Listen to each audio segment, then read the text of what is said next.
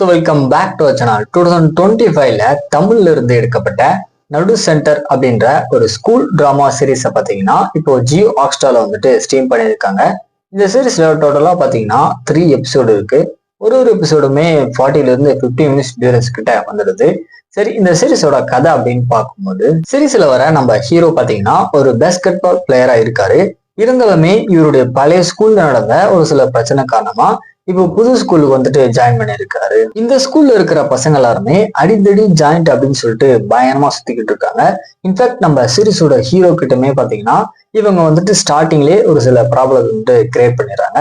So இதுக்கப்புறம் நம்ம சீரீஸோட hero அந்த ஸ்கூல்ல என்னமான ஒரு விஷயத்த ஃபேஸ் பண்றாரு அப்படின்றதான் இந்த சீரீஸோட ஸ்டோரியா இருக்கு. ஆக்சுவலா இதே ஜியோ ஹாட்ஸ்டார்ல லேபிள் சீரீஸை நீங்க பாத்துருந்தீங்க அப்படின்னா தெரியும். ஸோ அதே மாதிரியான ஒரு தீம்ல தான் பாத்தீங்கன்னா இந்த சீரீஸ் வந்து பயங்கரமா கொண்டு போவாங்க.